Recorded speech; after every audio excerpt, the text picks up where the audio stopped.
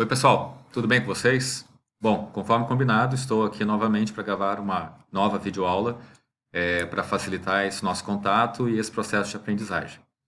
Antes de começar sobre a aula de hoje, que é o nosso oitavo encontro, a aula do dia 22 de abril, eu queria brevemente recapitular o nosso último encontro, que foi o encontro que a gente abordou os conceitos de recrutamento e seleção da força de vendas. Qual a intenção principal desses conceitos estarem associados à disciplina da administração de vendas? Primeiramente, porque é responsabilidade do gestor de vendas participar desse processo de recrutamento e seleção da força de vendas, né? Então, caso vocês tenham essa experiência profissional na vida de vocês, isso com certeza irá facilitar, né, o trabalho de vocês.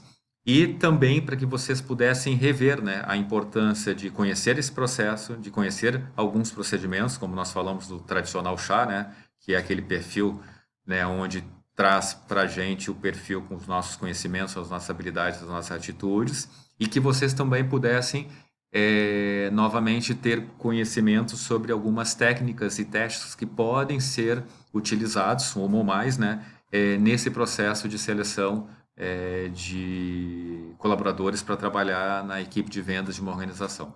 Ok? Então, esse era a principal intenção da aula passada.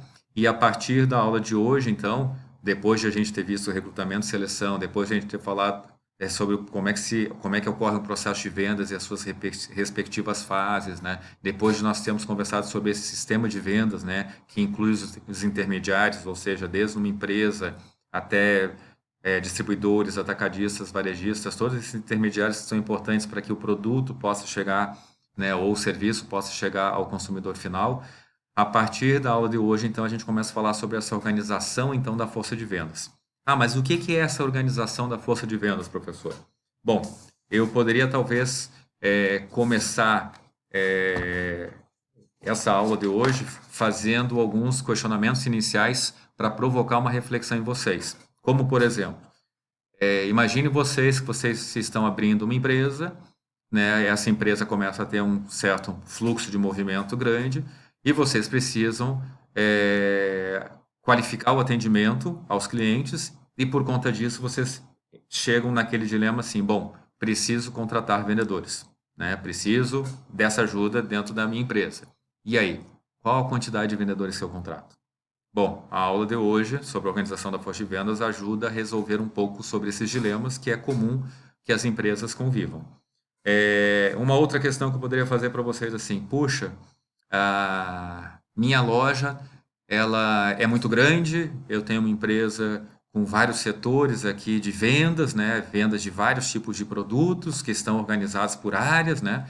É como se a gente, nós, para quem é de Santa Cruz do Sul, como se a gente estivesse falando da Fubra, para quem conhece a loja da Fubra, que é uma loja grande e dividida por setores. E eu estou num dilema. Ah, mas qual é o dilema? Eu não sei se eu organizo a minha estrutura de vendas por setor, e aí cada vendedor se torna um especialista daquela área, daquele departamento, ou se eu organizo de forma mais genérica, ou seja, todos os vendedores podem atender todos os setores. É uma definição que é de direito da empresa tomar, né? Então, a aula de hoje sobre a organização da força de vendas também pode contribuir para tornar um pouco mais claro como as empresas podem se organizar nesses momentos, que decisões que ela pode tomar.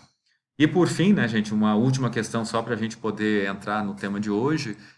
Vamos supor que eu trabalho numa empresa, estou atuando na gestão de vendas e, e tenho o conhecimento de que meus clientes, desculpem, estão distribuídos em várias regiões do país, né? Ou da região, do estado, né? E eu preciso, então, começar a organizar essa estrutura da força de vendas. Então, como é que eu organizo isso? Como é que eu faço esses levantamentos? Aonde eu situo, localizo os meus vendedores? Né? Eu deixo eles todos numa região onde encontra-se a empresa e eles viajam para essas regiões? Ou a gente tem algumas técnicas que podem ser utilizadas para fazer essa organização da força de vendas? Bom, é um pouco disso que a gente vai conversar e que eu organizei aqui alguns conceitos em alguns slides para que eu pudesse contribuir com essa temática para a aula de hoje. Bom, então quando a gente fala, pessoal, sobre organização da força de vendas, a primeira coisa que eu gostaria que vocês tivessem em mente é que essa organização ela pode ocorrer através de 3 etapas. Né? Quais etapas são essas? A primeira etapa é a etapa do dimensionamento da força de vendas. Né? Então, aquelas questões, né, para a gente refletir que eu fiz para vocês há poucos minutos atrás em relação à quantidade de vendedores que eu ponho na minha loja, que eu contrato para minha empresa, bom, nós vamos falar sobre isso no dimensionamento da força de vendas. Uma segunda questão, estruturação da força de vendas. Bom, e aí? Eu tenho uma força de vendas estruturada de forma mais generalista, ou seja, todos os vendedores atendem todos os produtos da empresa, né, e todos os setores, ou eu tenho uma força de vendas mais especialista, né, que não, cada vendedor tem a sua área específica e por conta disso ele se torna especialista. Vamos conversar sobre isso. E por fim, a organização da força de vendas, né, gente? Que é, poxa, como é que eu posso organizar? Organizo a força de vendas por setor, por mercado, por região geográfica, por tamanho de cliente, né? Então, não, eu quero vendedores exclusivos quando meus clientes são muito grandes, outros clientes menores, eles já vão ser atendidos, vendedores irão atender mais clientes de porte menor. Então, isso tudo a gente conversa nessas 3 etapas aqui, desde dimensionamento, passando por estruturação e organização. Ok? Tudo bem até aqui? Bom, quando a gente fala de dimensionamento da força de vendas, eu trouxe para vocês aqui 7 questões que eu entendo que elas sejam relevantes para ajudar a empresa a se perceber, se auto-perceber em que situação dessas ela pode estar, de forma a tomar a decisão mais coerente, né? Não existe decisão certa ou errada, mas sim a mais coerente. Então, a primeira questão que eu trago para vocês, ela é voltada para se a empresa comercializa bens tangíveis ou intangíveis, ou seja, se a empresa trabalha com produtos ou serviços, ou ambos, né, gente? Por que razão é importante a gente ter isso em mente quando a gente precisa dimensionar a quantidade de vendedores que eu gostaria de ter na minha empresa? Bom, por uma simples razão, pessoal. Pensem comigo. Quando a minha equipe de vendas trabalha com produtos tangíveis, ou seja, produtos acabados, né, produtos prontos, né, eu praticamente tenho uma relação de troca que necessita, né, um tempo muito menor para ser executado. Ou seja, eu vou numa loja, né, o vendedor me atende, entrega o produto e eu saio, pago e saio com o produto. Agora, e quando é um serviço? Essa relação, essa lógica de tempo, ela se amplia. Ou seja, não, o meu serviço é uma lavagem de carro, é um corte de cabelo. Então, quando eu tenho essa lógica, eu sei que o tempo de atendimento desse vendedor, dessa pessoa que está prestando esse atendimento, ele tende a ser maior quando eu trabalho com serviços do que quando eu trabalho com produtos acabados. Vocês entenderam isso, pessoal? Então, essa lógica assim, bom, mas o que eu considero? Bom, então, se eu trabalho com serviço, eu vou ter que considerar o tempo que eu levo em cada serviço para poder dimensionar melhor a quantidade de vendedores que eu vou precisar ter, de acordo com o fluxo de clientes que eu recebo semanalmente, diariamente, etc. Tudo bem até aqui? Ok. Segunda questão, a empresa é nova no mercado ou ela já existe? Por que razão é importante, gente, a gente ter ter essa questão em mente? Pela simples razão de que se a empresa é nova no mercado, pessoal, é provável que ela tenha uma restrição de caixa, de fluxo financeiro, né? Ou seja, ela possa ter uma restrição financeira um pouco maior do que uma empresa que já existe, e isso impede que ela saia fazendo o dimensionamento ideal. Ou seja, puxa, seria tão bom eu ter 3 vendedores na minha loja, mas o meu caixa não me permite, né? O meu fluxo financeiro ainda me permite que eu tenha só um vendedor.